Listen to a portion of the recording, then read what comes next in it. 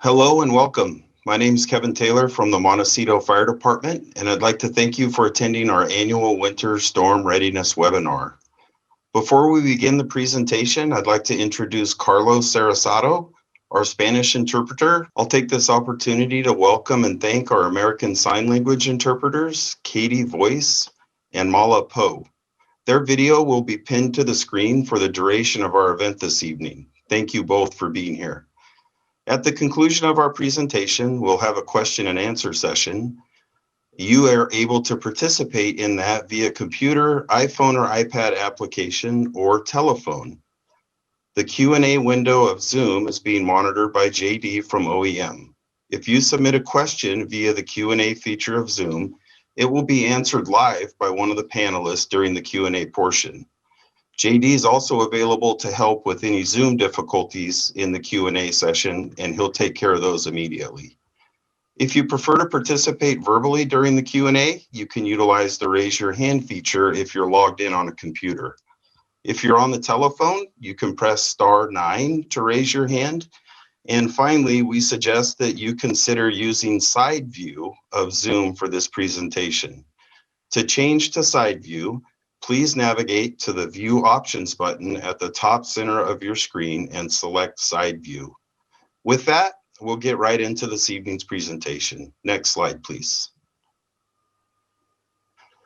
We have several speakers on hand tonight to provide you with an update for this storm season. Biologist Kevin Cooper, who has been monitoring our watershed since the Thomas Fire, will provide an update on the vegetation and soil recovery.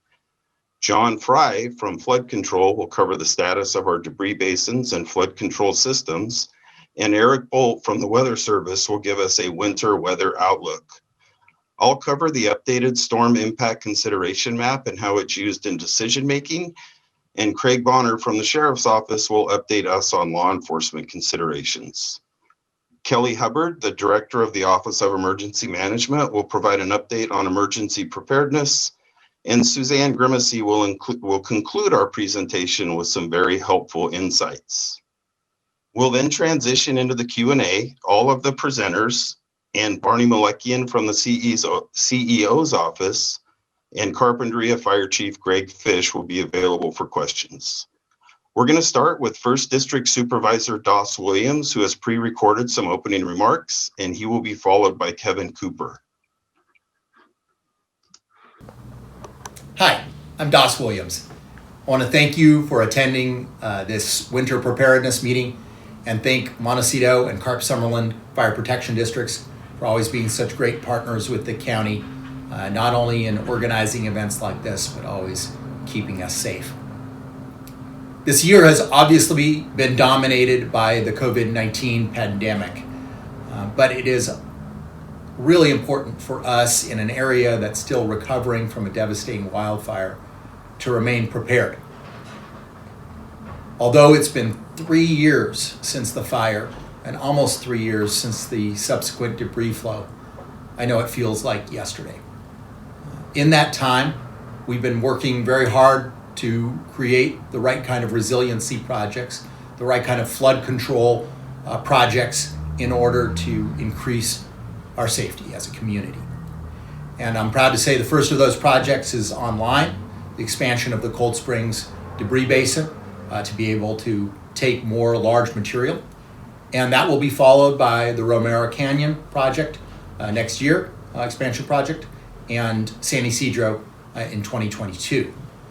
Most excitedly, we've received FEMA grant funding and will be building the Randall Road debris basin next year in 2021, just around the corner.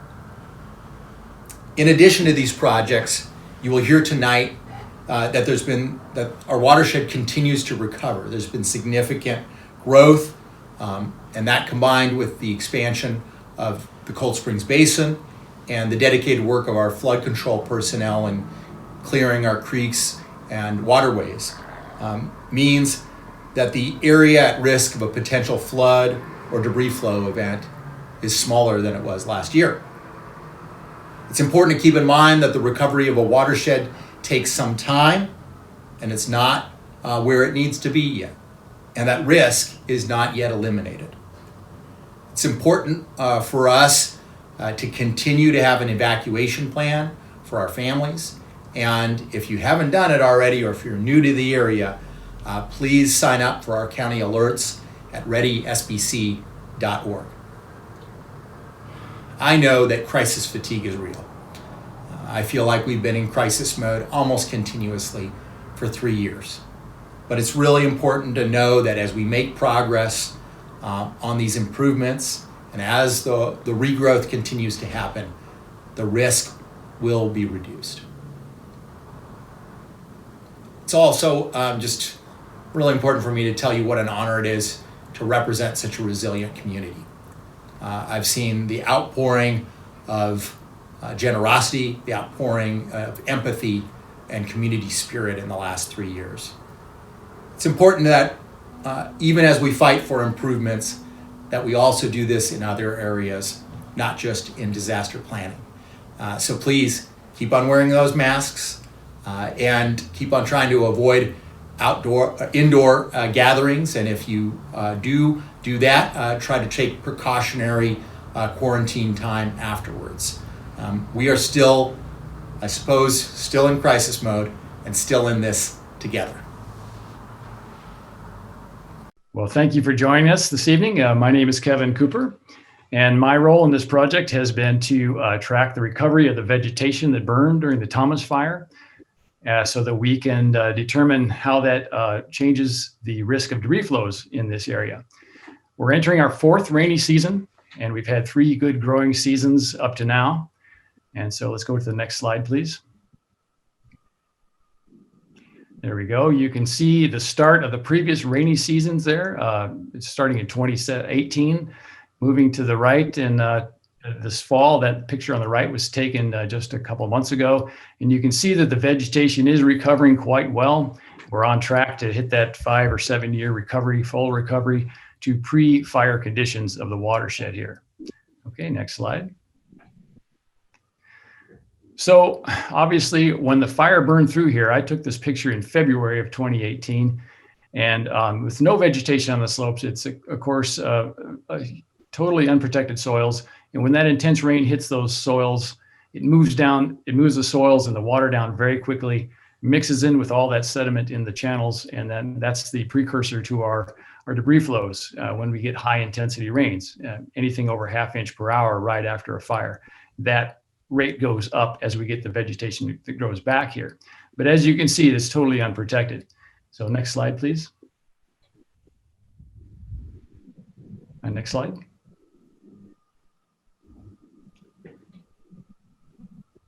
Can we move to the next? There we go. Very good. Thanks. Oh, back up one. There may be a delay here. There we go.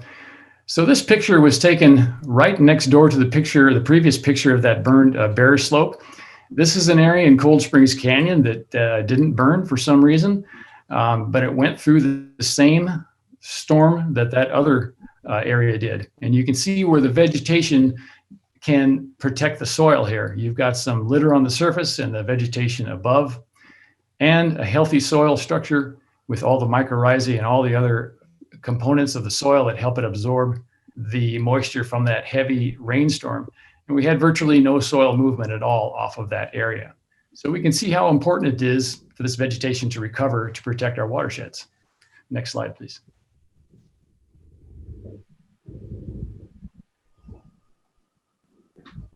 There we go. So what are the tools that we use? Well, these are steep, large watersheds, a couple thousand acres. They're very difficult to move around in. So we back up and we use some satellite information to look at our chlorophyll reflectance values, which gives us an indication of what kind of coverage of vegetation we have. The lobe to your left of the screen there is the burned area of the Thomas Fire above Montecito.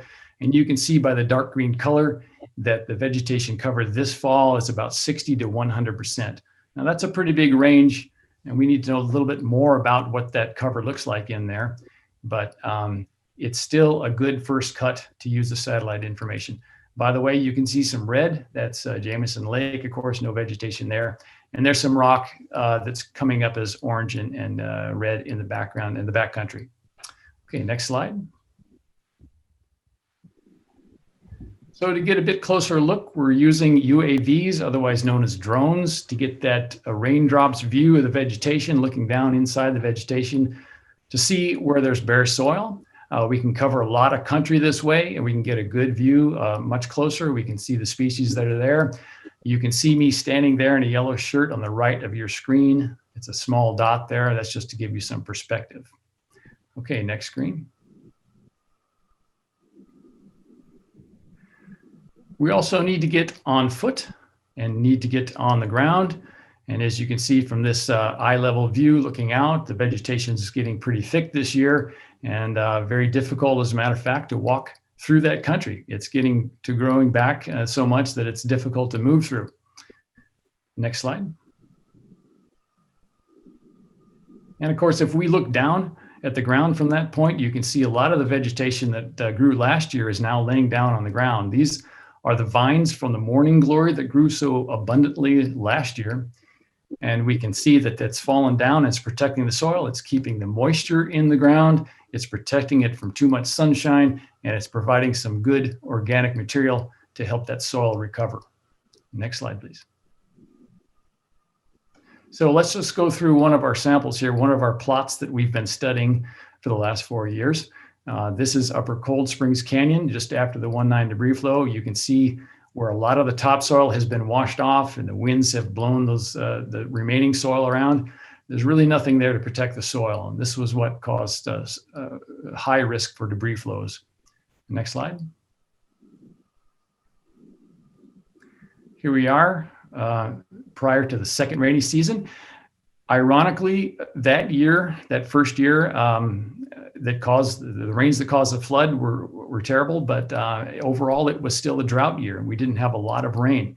So we didn't get great recovery. We only had about 35% ground cover there, which left these watersheds exposed. And we did see some debris moving down during the heavy storms of that second rainy season. Next slide, please. But that heavy rain, that second rainy season allowed for a lot of great growth that summer of 2019. And this is one of the plots, the same area you were looking at in the previous two photos. You can see how much vegetation has come back. It's overhead high here.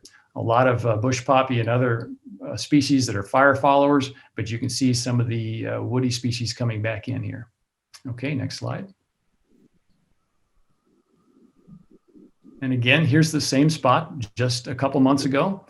You can see the vegetation is still coming back. We had less than normal rain last year, but we still had some good recovery of the vegetation. We're seeing a lot of the woody species that we expect to be the climax final species that we have there, chamise and ceanothus and toyon, some of the other species that we normally would expect there are coming in really strongly, and we're getting really good soil recovery now too. Next slide, please. So let's just do a review of those 4 years. In the first rainy season, you see we had almost no vegetation. We had these exposed hydrophobic soils with heavy dry gravel, which is the gravels and soils that moved down right after the fire, and the pre-fire sediment loading. And these are all the components that we have for a debris flow. By the second rainy season, we had about 35% canopy cover and up to 50% canopy cover in the lower watersheds. Next slide, please. So the third year, we got about 80 to 90% canopy cover. We got a really big increase, and we saw a corresponding reduction in the response of the watersheds to some fairly heavy storms last year. The canopy cover is not as robust as the pre-fire, and the soil was starting to recover. And here we are in the last picture. Before the fourth rainy season, we have about 85 to 100% canopy cover. So we have some great coverage in the watersheds. The increment of growth was not as much as it was last year, but it was still additive. The vegetation that died last year is still on the ground and providing nutrients and cover for the soil. We have increased woody vegetation, and so things are looking better and they're on track for a recovery, but we're not fully recovered yet. We're not back quite to pre-fire conditions. And I would like to remind you that even without a fire, we have had debris flows in this country, but we have come a long way since the fire burned through that area, and we expect to see a lot of protection from that vegetation there. So that's all I've got, and I'm going to pass it on now to our next speaker, John Fry from Santa Barbara County Flood Control and Water Conservation District, and he's going to talk about the debris basin updates. Take it away, John.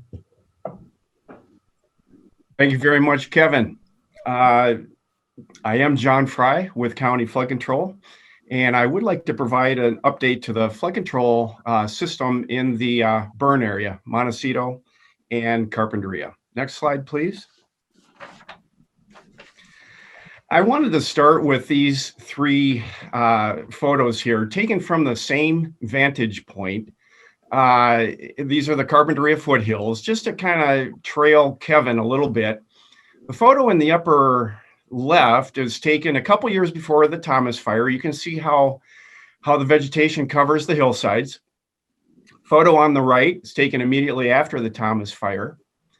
And the photo on the bottom was just taken a couple months ago. So you can see the changing landscape out there. And I want to again thank Kevin for the great information he gave on the recovery of the vegetation. Next slide, please. I want to highlight 6 debris basins in the Montecito and Carpenter area. Now, we have more than 6 debris basins, but these are the 6 that I want to focus on. Of the 6 that are shown, 2 of them are proposed, not yet built, and 4 of them are existing. Now, you'll note that each of the 6 have a date associated and tagged to the basin. So let's take a look at those. The first 2, let's look at the proposed basins just on this slide here. Randall Road is listed as 2021, and as Supervisor Williams mentioned, that is scheduled for 2021, right around the corner, and we are on target for that. The second proposed debris basin is the Buena Vista Creek debris basin, and it has a to be determined next to it. And the reason for that is because we have applied for grant funding through FEMA, and FEMA is still evaluating and reviewing. And it takes a little bit of time for that process to take place. So we can't assign a date to that yet. Now, the other 4 that are listed on this aerial, Cold Springs, San Isidro, Romero, Santa Monica, they all have dates that are 2021, 2022, but the exception is Cold Springs, and that has 2 dates associated with it. Next slide, please.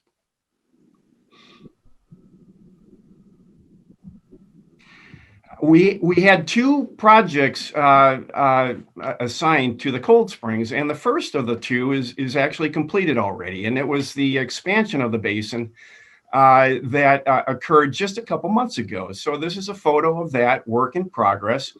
You can't help but notice the large boulders in the photo. There's a rather large water truck in the middle of the photo, and resting right next to it is a rather large boulder. I want to note that these boulders did not come down in the 1-9 debris flow. Those boulders were there from previous events. And that goes along with the knowledge of all the geologists that tell us that debris flows are a natural process. They've occurred many times in the past, and they will occur in the future. Next slide, please. Now I'd like to inform that Flood Control has a number of remotely placed cameras, a number of which are at some of the Montecito debris basins. So the web link address there will take you there because they are publicly accessible. For the most part, they are real-time photographs or images that refresh fairly routinely. And if you can't note down that web address, I would suspect that if you just Google it, it would probably take you to that page. Next slide, please. The final slide that I want to show includes 3 images from 50 plus years ago. The Coyote Fire, 1964. The 2 photographs on the left show a flood event that occurred, perhaps it was a debris flow event that occurred in the first winter after the Coyote Fire, 1964. And the photo on the right shows an event that occurred again in the Coyote Fire watershed that occurred, I want to say, about 4.5 years after the Coyote Fire. So I think it's important that we all remain vigilant and understand that we're entering into winter 4 after the Thomas Fire as well. So recognize that these are high hazard areas and that we all need to remain alert. So that concludes my comments. And at this point, I would like to introduce Mr. Eric Bolt. Eric is the Warning Coordination Meteorologist with the National Weather Service. Thanks, John. Good evening, everyone. I am Eric Bolt. I'm the Warning Coordination Meteorologist for the National Weather Service in Oxnard. And my job is basically to build strong partnerships between the federal agency down to county and local levels. And I'm glad to report that we have a very strong partnership with all the players at this meeting tonight. So I want to give you the winter weather outlook, and you're probably scratching your head wondering where all the rain is so far this winter. And it is quite dry out there. We've only had about 0.05 of an inch at the Santa Barbara airport so far since October 1st. So we are way behind, about 3.5 inches behind normal already. So next slide, please. First of all, I want to talk about the drought situation. That's the image on the left. And if you recall last winter, we had a very dry January and February. That's right in the heart of our winter rainy season. We tried to make up for that, though, with a fairly above normal March and April. So we ended up about normal, maybe a little under normal for the year last year. Northern California was much drier. That's why they are showing up much brighter red on this map. But the drought condition, because of the lack of rainfall this winter, we've already started to expand this drought clear across Southwest California. So we're right now considered in a D1, which is a moderate drought condition here in Santa Barbara County. But the forecast you can see on the right, which is La Nina, and we've already been into just under a strong signature for La Nina conditions. And you see I've mentioned up here, it's called the cold phase of the southern oscillation. So the warm phase will be the El Nino. During a cold phase, the eastern equatorial tropics is below normal on their sea surface temperatures. That tends to shift the weather pattern and the typical atmospheric circulation more to the western Pacific. That ends up being storms that actually miss us here in Southern California and kind of move toward the Pacific Northwest. And you may have already seen reports of flooding up in the Alaska area, say Juneau, Alaska, so far this winter. So that storm track has already shifted, and we're just getting these weak systems, if anything at all. So during a La Nina, and you look back historically, back to 1950, historically here in Southern California, they have resulted in below normal precipitation. So that is the forecast coming up for our winter. And that's also the reason for expanding the drought. And you can see most of the western part of the whole country is intensifying the drought conditions. Next slide, please.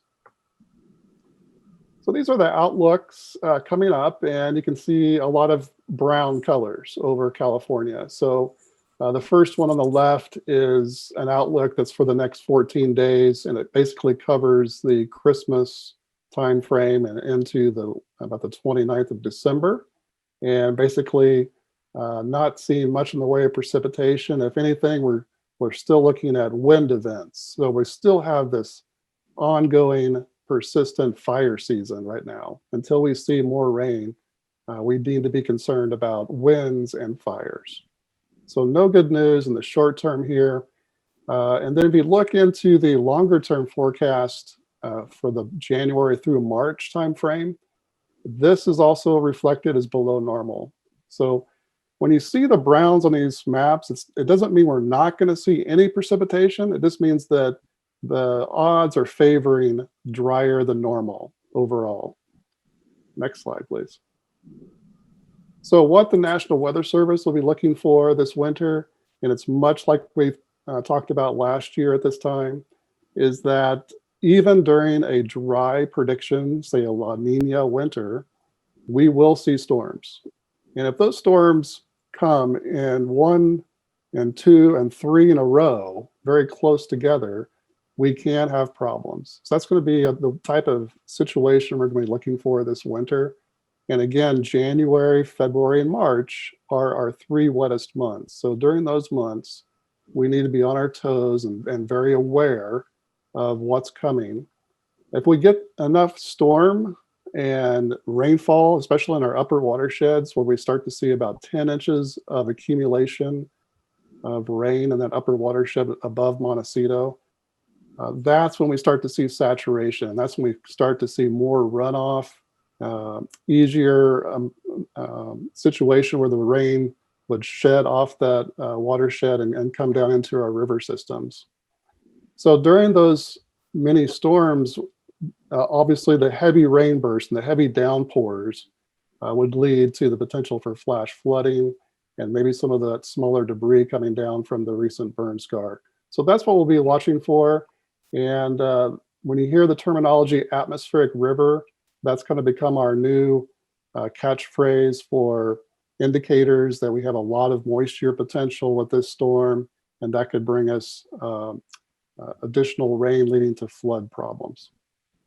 So there's many ways of staying informed. Obviously we'll be in close contact with the county and also Montecito Fire, but you definitely can view the latest forecast and the thinking about an upcoming storm by going to our website listed there. And also we are on all social media platforms. In fact, we just started on Instagram recently. And the easiest way to find us is just do a search for NWS Los Angeles. And then during a storm, always follow the media. They're always on top of this, and we have good relationships with the local media there in Santa Barbara County. And also, if you have a favorite weather app, you can be notified about any type of watches and warnings. So that's what I have for you tonight, and I'll turn it back over to Chief Taylor from Montecito Fire. Thank you.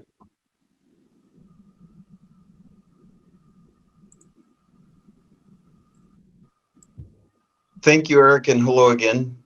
The storm impact consideration map that we'll show in a moment was produced by our consultant, Atkins Engineering. This is the same firm that produced our last 3 debris flow risk maps. Atkins utilizes the inputs that Kevin Cooper and John Fry discussed earlier, peer-reviewed debris flow science, and topographical data to model our debris flow risk during a short duration, extremely high intensity rainfall event. Once they've done this modeling, they come to town and spend a couple days in the community conducting aerial and ground surveys. All this work comes together in the storm impact consideration map. Next slide, please. As you can see on your screen, the updated map, red areas are smaller than they were in previous years. In fact, only 445 parcels are included in Montecito, Summerland, and Carpinteria. 517 were included last year and 1,508 the year before that. You can determine if your parcel is in one of these areas by navigating to the interactive map at www.readysbc.org. If your parcel is outlined in red, you should have a plan to evacuate if we have a severe rainstorm. Our takeaway from this year's scientific analysis is that we are still at risk for debris flow and will be for at least 5 years after the Thomas Fire. As John mentioned earlier, our community experienced a significant debris flow in 1964 and 1969, 5 years after the Coyote Fire. Since the Thomas Fire occurred in December 2017, just 3 years ago, we remain in this transition period. Past the highest risk of the first 2 years, but definitely not at no risk. The storm impact consideration map will be used by emergency managers the same way that it was utilized last year. Properties outlined in red will be considered for evacuation if we have a saturation rainfall event with a period of high intensity, short duration rainfall embedded. And as you heard Eric say, a saturation event is defined as approximately 10 inches of rain in 2 to 3 days. Something along the lines of the storms that we experienced at the end of March and beginning of April last year. As you no doubt recall, the watershed and flood control systems performed very well during those storms and no evacuation orders were issued. So if that occurs, the storm impact consideration team convenes and considers several factors prior to issuing any orders. These factors include rainfall quantity and duration. In other words, how much rain has the burn scar received and in what time period? Are we nearing 8 to 10 inches in 1 to 2 days? Or are the storms less intense and spaced days apart? Are there any high intensity, short duration thunderstorms forecast? We also evaluate the watershed status. How well is it handling the rain? Is it absorbing the moisture or shedding it into the creek channels? Is any debris being mobilized? If debris is being mobilized, what's the impact on the conveyance system? Are the debris nets, basins, and channels filling with debris? Is the system becoming overwhelmed? If so, what is the status of the choke points? Those areas like bridge culverts, sharp turns in the creek, and drainage pipes are all inspected by our staff. No two storm events are the same, and the watershed responds differently to each. County Flood Control, the fire department, and OEM will be very closely monitoring storm impacts throughout this winter to ensure that we have the most up-to-date situational awareness so that we make the best decisions possible. All of those things will be considered by the storm impact consideration team before issuing an order.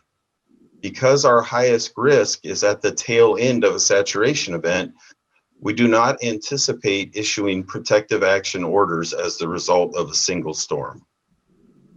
Just as a reminder, protective action orders can range from a move to higher ground order in the case of a flash flood warning to an evacuation order in the case of a saturation rainfall event that includes that high intensity, short duration thunderstorm. Like last year, we'll communicate all of our decision making to you as we move through the winter. If we're getting near the saturation rainfall criteria and considering a warning or order, we will notify you if you're located in the red area of the map. If our area is under a flash flood warning, the National Weather Service will communicate their move to higher ground protective action order. All of these will occur over normal emergency notification channels that Chief Deputy Bonner will cover in detail in just a minute.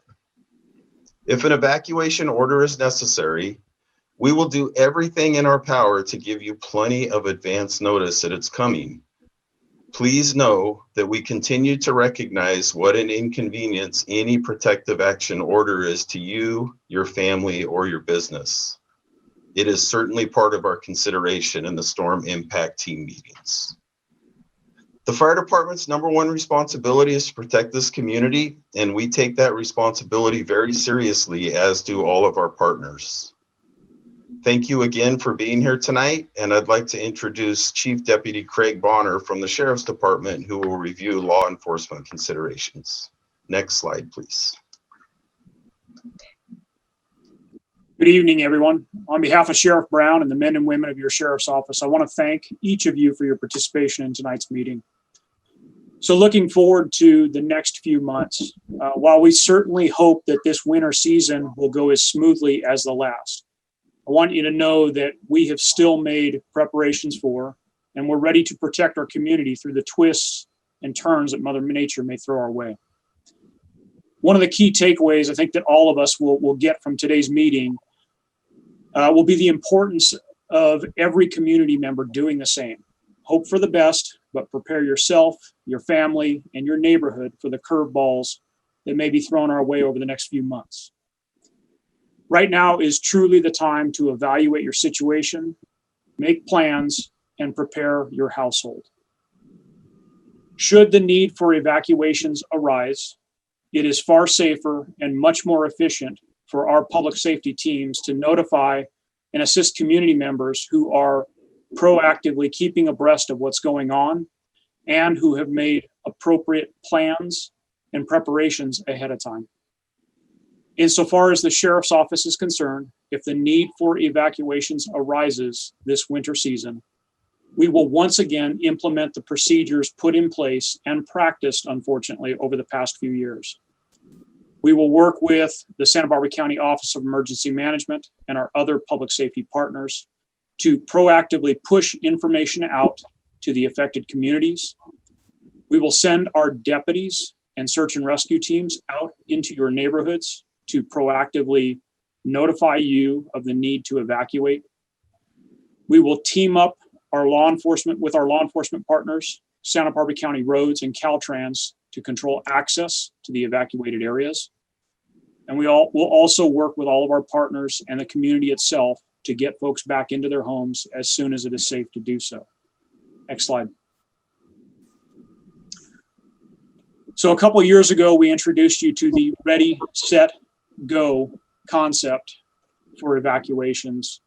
As a quick refresher, the Ready is what we would use when there is a weather advisory. We're looking at approximately 2 to 3 days ahead of time when possible. And it is a reminder for everyone to begin monitoring the weather, monitor the news, and to check the Ready SBC website for information. If you haven't already done so, make plans for getting out and where you're going to go.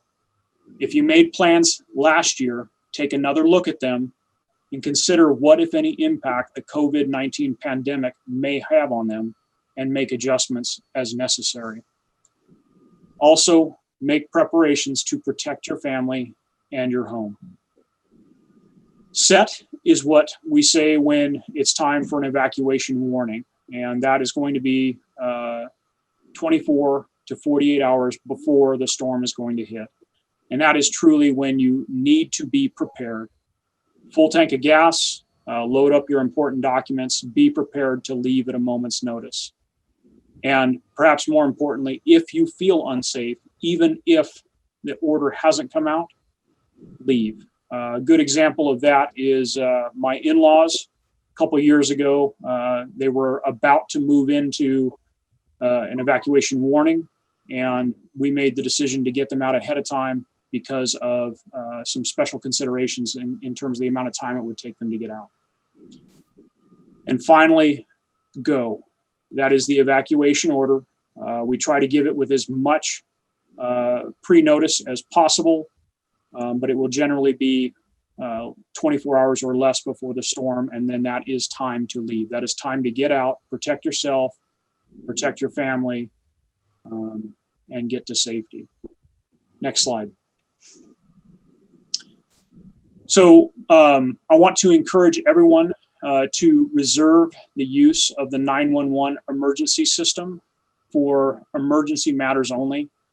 Particularly in the first few hours of an emergency, the call capacity of the 911 system can become overloaded due to the influx of calls that could be routed through the 211 system and other informational sources. For example, individuals who need transit assistance. Again, first thing, like I talked about my in-laws, leave early if at all possible. Once you hit that initial point, get out while before everybody else is hitting the road. Make pre-arrangements with family or friends or neighbors to help get you out. You can contact the 211 line, and also you can reach out to Easy Lift of Santa Barbara for seniors and individuals with disabilities, and the web link and phone number for Easy Lift are on the slide. Also, we all have pets, and some people have horses and other animals that are going to need to be evacuated. Again, make plans ahead of time, but you can also reach out to the evacuation team. Again, the phone number and the website are on the slide, and they can help you both with the planning, but also when the time comes, they help to coordinate getting resources in to get the animals out, particularly the large animals. So with that said, I do want to say that if danger is imminent, don't hesitate to call 911. This is simply a reminder to make plans and preparations and familiarize yourself with the various resources that may be able to assist you in moving your family to safety ahead of time. And with that, I'll turn the mic over to Director Kelly Hubbard from the Santa Barbara County Office of Emergency Management to provide you with information about emergency messaging, resources, and specific preparations you and your family can make to enhance your readiness and safety during the winter storm. Thank you. All right. Thank you very much, everyone. If we can go to the next slide. So I wanted to share some information about the various ways we will get evacuation notifications out to the community. Many of these are concepts that you're already probably familiar with, but just a quick reminder, we'll use our Ready SBC alert program to notify the community. Make sure that you are registered. You can go to readysbc.org, but also if you've been registered and it's been a while, consider logging in and updating your information. Emails, phone numbers change, and it's important that we update that information. The Office of Emergency Services and Sheriff's Dispatch will use Ready SBC to send text messaging, phone calls, emails, both to landlines and cell phones. Again, you can register multiple landlines, multiple cell phones, those various methods that you may need to feel like you will ensure you receive that message. We'll also use Nixle to register for Nixle. You can text your zip code to the number on the screen, 888-777. If you use Nixle, that will only register you for your phone number and message alerts through that phone number. Highly encourage you to still go to readysbc.org to get more of your contact information registered. Additionally, we'll use wireless emergency alerts. Those are the ones that come to your phone in short messages. And emergency alert system, which is the ones that come out over the radio and television. As Craig Bonner already noted, we'll also do door-to-door notifications as needed if the situation is imminent. Next slide, please. We will continue to provide updated information through various media channels and options. So traditional media channels such as Channel 20, CSB TV. Montecito has the radio station at AM 1610. We'll have our call center, whether that is the county call center that we would activate at the time of that incident or 211. And again, as Craig noted, reserve the use of 911 for emergency information only. Ready SBC will continue to be updated throughout an incident, and we've listed a couple of the social media channels that our various partners use and will continue to use to get information out to the community. Next slide, please. A few items about how to prepare now. We just talked about making sure you're signed up for Ready SBC. Earlier, Eric Bolt from National Weather Service talked about their weather options, whether it's their website or through Twitter, and he noted that they also have Facebook and Instagram now as well. But those are good ways to monitor the weather yourself, not just wait for us in the Office of Emergency Services or for the Sheriff's Department to notify you. But if you see that the weather's not looking great, these are good ways to monitor and consider your own risk and safety. Be prepared to leave or relocate early. When I say be prepared, that's concepts, as mentioned, having your gas tank filled, having your car loaded, considering concepts such as the 6 Ps. So when you talk about evacuations and your go bag, having those concepts of your people, pets, papers, prescriptions, pictures, or irreplaceable items, personal computers, and for ease, we say plastic, but we're talking about credit cards and cash. Have those items ready to go, loaded up, and identified. Know your local access roads. Have an alternative plan or route. just in case of maybe the street that you normally drive down is flooded. You want to make sure you know which other streets or options you may have to get out of that area or find high ground. Never drive or walk through into floodwaters, and never go around barricades. They're there to protect you. And on the flooding side, you just don't know. It takes just a few inches to help for a car to float away. So never cross those flooded waters. Next slide. Consider protective measures now. Consider installing sandbags, methods to divert water, reduce erosion on your property, protect your home. The County Public Works page has various pieces of information. Commanders. Excuse me. Casino is out through. He's already out, right? He's already out. He'll be back on Give Monday. us just one moment. All right.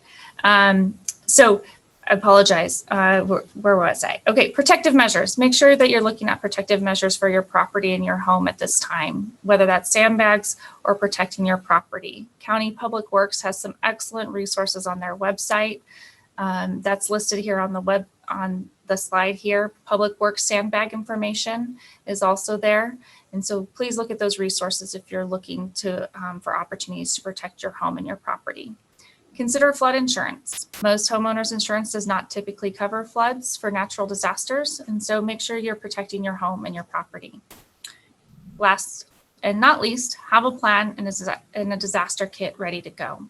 In that emergency plan, make sure you're taking considerations for you and your family members, maybe variances in what your family members may need, whether that's young children, babies who may need additional supplies, people who may need medications, those types of things. Really take that into consideration when you look at your emergency plan and your disaster kit.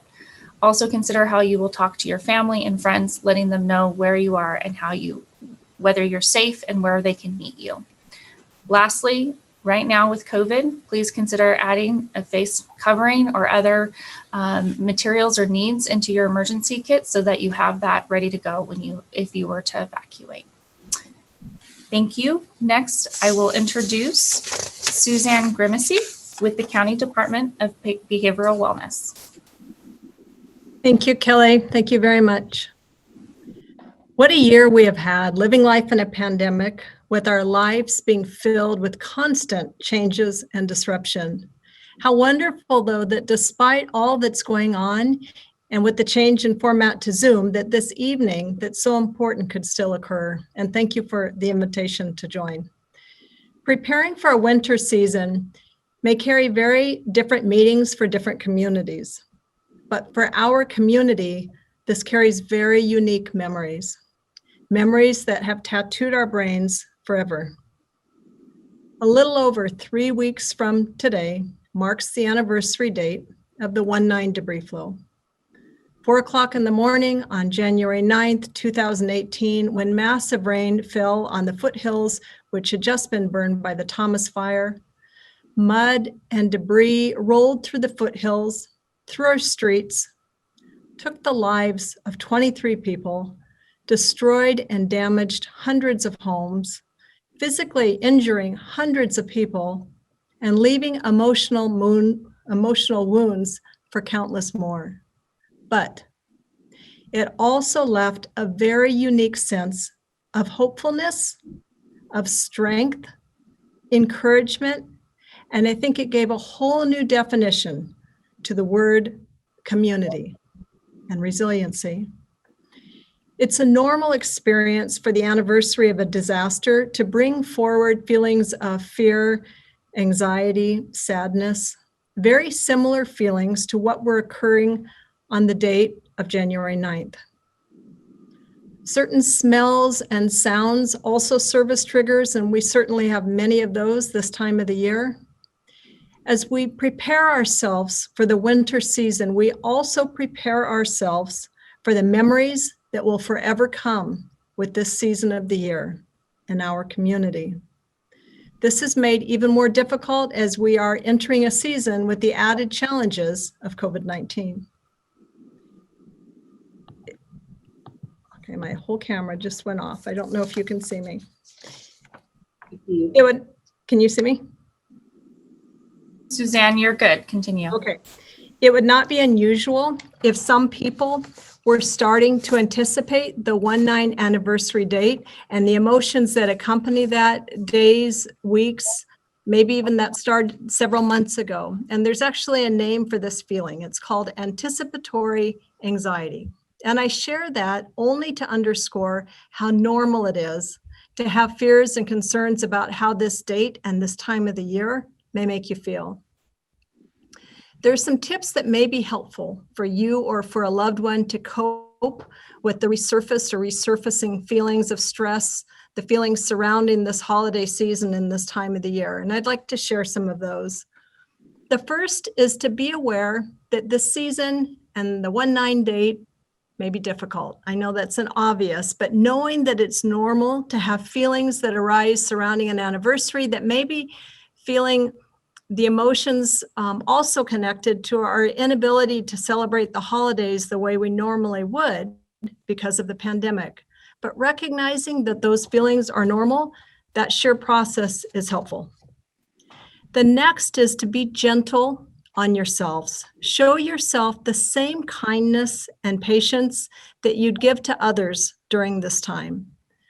Allow yourself to feel angry or sad, and recognize that these emotions are natural. The third is to participate in activities that you enjoy. This may be different for everyone, but do the things that you like to do. COVID has changed many of our holiday traditions this year, but there's many traditions that don't have to be changed by COVID. Maybe it's something like taking a drive through the neighborhood and seeing the holiday lights that are hung outside homes and businesses.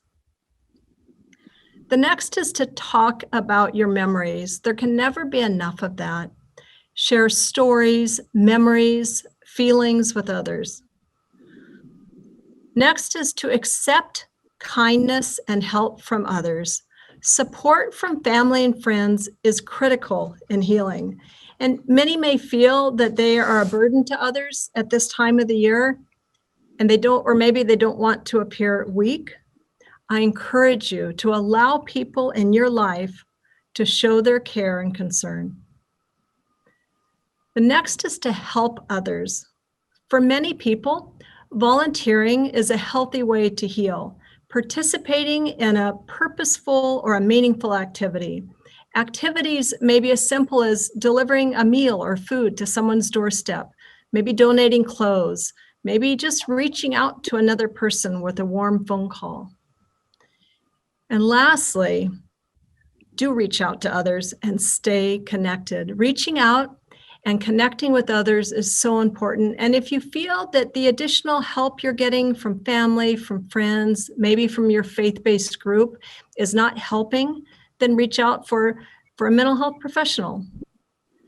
The behavioral wellness-led community wellness team, which was formed after the Thomas Fire and the debris flow just to provide support for all of you in our community, has remained strong and active to this day. They can still be reached and can help connect to resources, and that phone number is 805-364-2750. In closing, I encourage you all to join the 1/9 Remembrance event, which will be on Facebook Live on January 9th at 5:30 in the evening. We have so much as a community, so much as a community to be grateful for. Keep an eye on announcements coming next week with more details on this event. I wish you all a happy and a healthy holiday season. Thank you so much for the opportunity to join this evening. And I would now like to turn things back over to Chief Taylor. Thank you.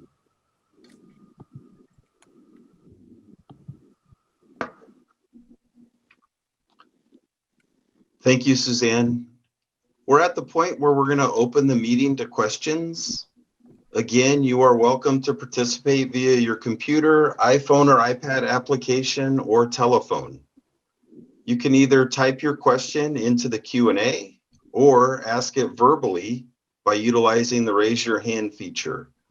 If you're participating via telephone, please press *9 to raise your hand. And JD, if you could please start with any questions that have come through Q&A. Thank you, Chief.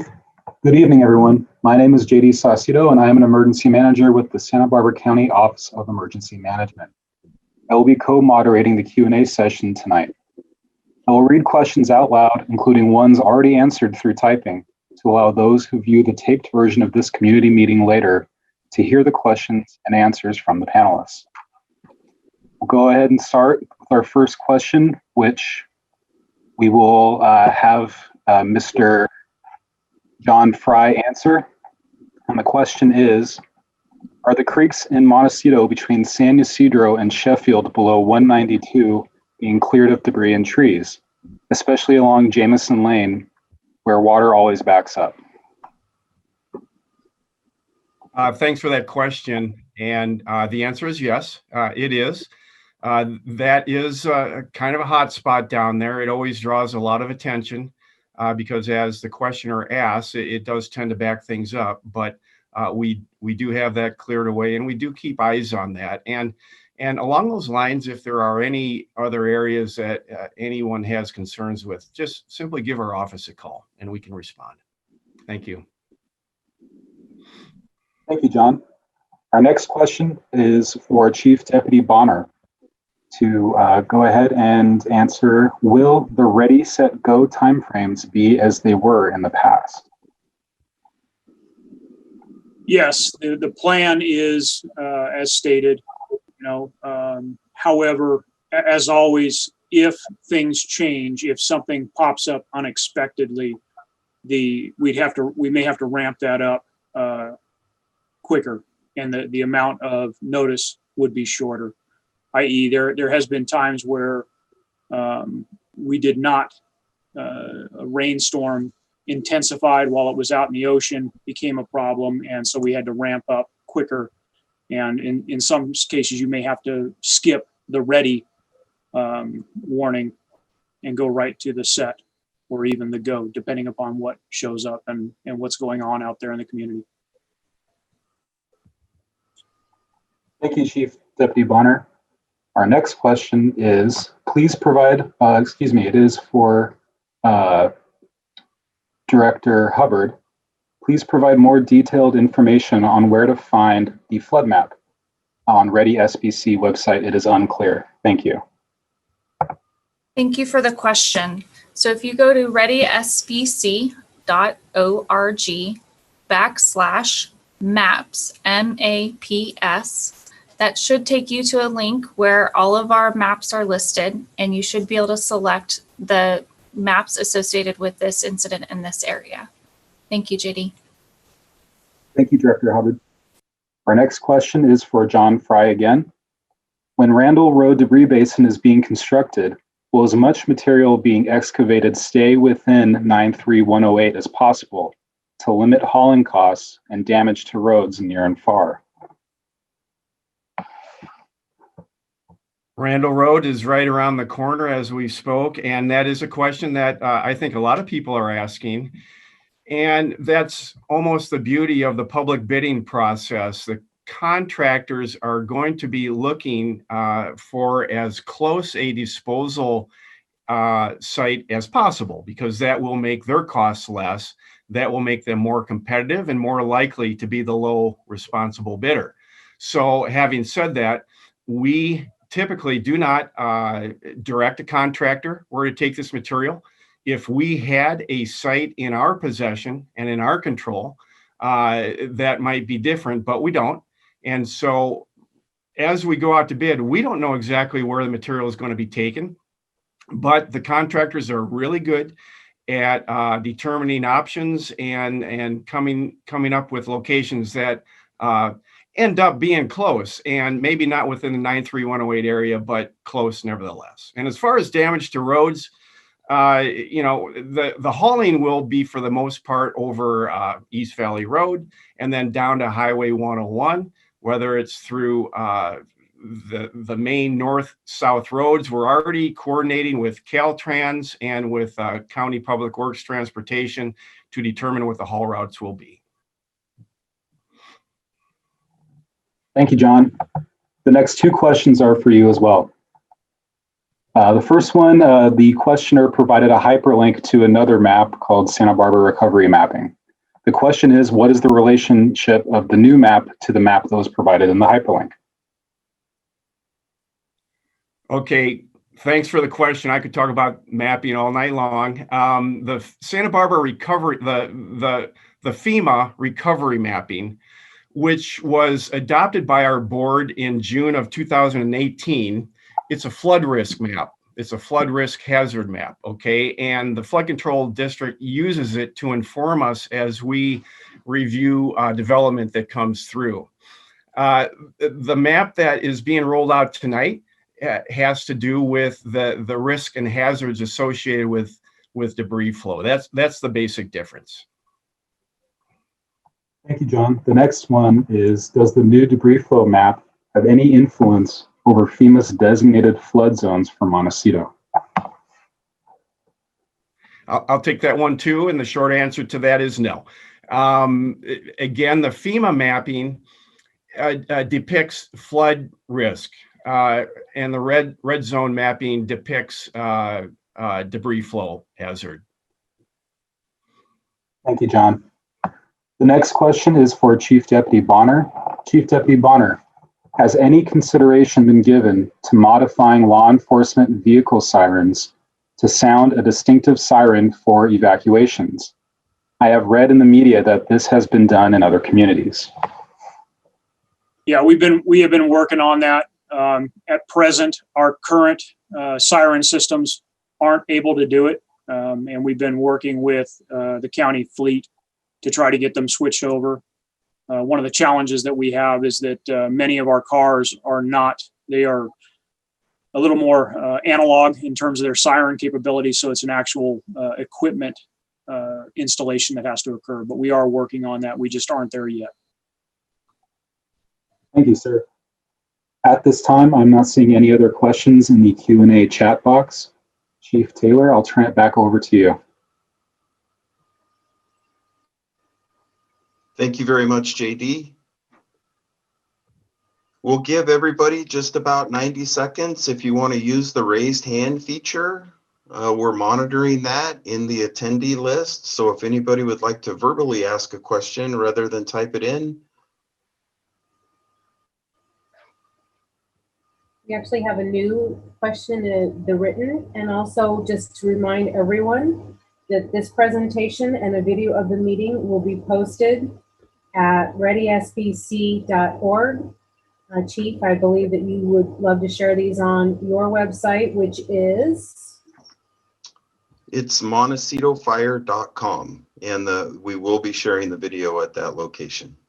Great, and we'll also put up links in social media. So JD, Great. do you want? Gina. Yeah, I was going to chime in there. JD, if you could read that question for John, probably would be best for that one from Mr. Gearson. Absolutely. The question is, the bridge over Montecito Creek at South Jamison Lane is rotting and falling apart. This bridge may be in danger of collapse if other unseen wooden beams or members are as rotted as those on top. When will that bridge be repaired?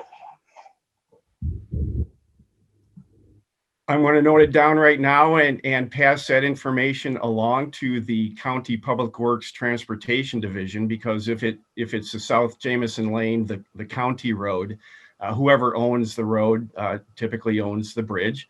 And so I will call that out to their attention, and perhaps if there's a way we can get the questioner's contact information, we can respond with some more information back when the information becomes available. Is that possible? Is there maybe an email address, John, where they can send their information so it doesn't have to go up publicly? Good idea. I know that I believe on the county flood control website, there's a general informational email address if we want to do that. John, I'll be happy to connect you and the questioner after the meeting. Thank you. Of course. Thank you, gentlemen. We do have another question. Has anything been done to eliminate flooding on 192 by Burnham Woods?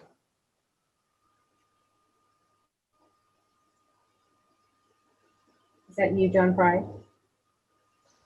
Yeah, so JD, you were kind of in and out. I guess my connection is going a little fuzzy. Something about Burnham Wood, and has the flooding threat been reduced, or I'm sorry, could you repeat it? No problem, sir. Has anything been done to eliminate flooding on 192 by Burnham Woods? Oh, on 192. Okay, well, kind of similar to my answer on the South Jamison Lane question. 192 East Valley Road. It's a Caltrans highway, so that would be under their purview. Again, I can forward the question along to Caltrans. I'm not aware of any bridge update plans at that location, but again, I'm certainly happy to try and connect the questioner with somebody from Caltrans.